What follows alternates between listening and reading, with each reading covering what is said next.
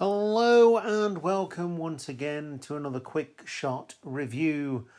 Today we're going to be looking at Beast, 2022 movie, 15 certificate, around 1 hour and 30 minutes of your time, starring Idris Elba and directed by Baltasar Kormákur. That's the one, written by Ryan Eagle. And I'm indifferent about this film. I've heard a lot of different things about Beast and what it portrays. There were some things I absolutely loved about this film, but there was plenty I disliked as well. And they come from the classic tropes that you suppose you expect, but it's not that sort of kind of movie where you'd be thinking about those things. Some of it's just plain stupid. That being said, obviously I'm going to give you my thoughts. If this kind of movie does appeal to you, go and see it at the cinema. It's definitely one to see at the cinema, this, because of, how well it's shot. It is shot really well. And the score is really good, and that plays alongside everything as well. No, I can see clearly now, though. They used that in the trailer. I'm very disappointed that wasn't part of it, because that song's great. Anyway, I'm going to go on to the main part of the video. Make sure you click like and subscribe, and join us on social media, Instagram, Twitter and Facebook. If you want to join us for the main part of the video.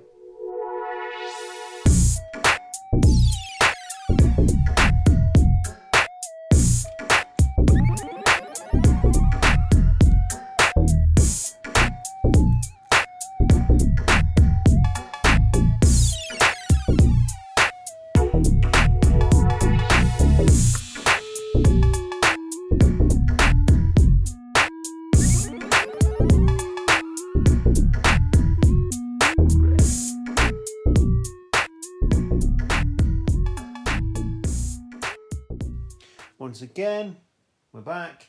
We're going to look at the film called Beast, starring Idris Elba, in which a father and his two teenage daughters find themselves hunted by a massive rogue lion intent on proving that the savannah has but one apex predator.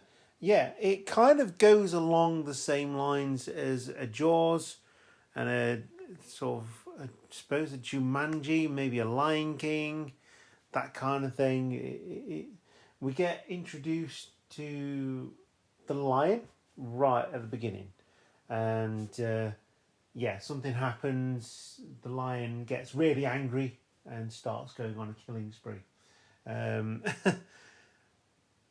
Like, it was a conscious thing. I'm not denying that animals have conscience and all that kind of thing, but it's kind of,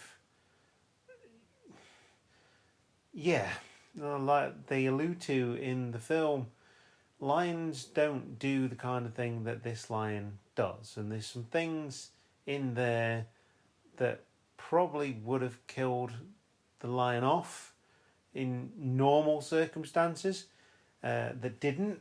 So that kind of took me out of it. And there's one huge bit of foreshadowing which I'm not a massive fan of in movies in general, unless it is some kind of spoof movie, or it's a horror movie and that's one of the tropes that they have. Now, this is put down as horror. I don't think it is. It's more suspense. It's more intense than horror. It's definitely drama. It's got a lot of family drama in this one. The setting is beautiful. The savannah, the African savannah, and it's an attempt for the main characters to try and rekindle their family life after a family tragedy. And there's some bits they're really good. Like I say, the score, the setting, Idris Elba is brilliant, and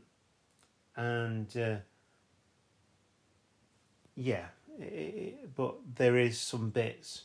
One of the bits that I heard someone say about was the CGI. Now, modern films are always going to have CGI. The CGI not being very good. I thought the CGI was actually decent. For all the close-up shots that we had of the lion and everything that was going off, the CGI for me was actually okay. It's basically an elongated Jurassic Park scene where the T-Rex tries to eat everybody. That's pretty much it. Only it's not done as good. And that's Jurassic Park, and this isn't. But yeah, if you like Jaws, you might find something here. As I said in the introduction, definitely worth your time going to the cinema to see this one. It wasn't for me. It's not my kind of film. I was hoping that it was going to be decent, and it was mediocre at best. Certainly not the worst, definitely not the best. And Idris Elba really brought this up another level for me. So we've got Martin Mirko playing Keys, Daniel Habdabi playing Aduya, Thapelo Sabagodi, there we go, playing Camo, Chris Langer playing Specs, Mazunga Mavimbela, there we go, Poacher. So we've got Idris Elba playing Dr. Nate Samuels, and then we go to the other main characters, Leah Jeffries playing Nora, Leah Haley playing Meredith, and Charlton Copley playing Martin. There isn't much else there. It's a very small cast, but they did okay with what it was. It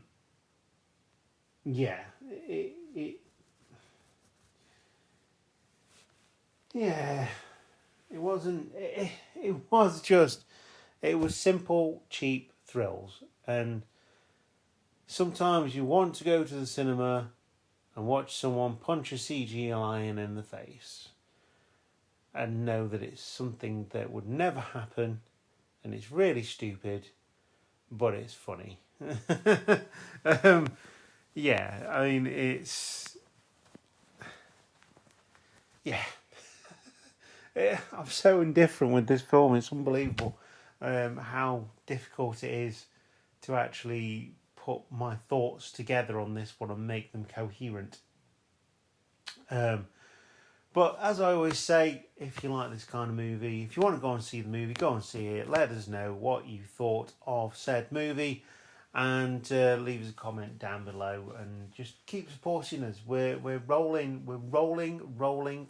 on to 5,000 subscribers, something that I never thought would happen 3 years ago when I set this channel up, and when I rebranded it in 2020. It was something that I never thought was happening. It's because of you guys, the Cheap Shot Nation. So keep rolling in, keep watching the videos, keep enjoying, and really do, keep interacting with us, get interacting with us, and let us know your thoughts on Beast. And that will be all for today. Thank you very much for listening to the podcast, whether it's on YouTube or whether it's on one of your favourite podcast channels. I'll see you next time. Goodbye.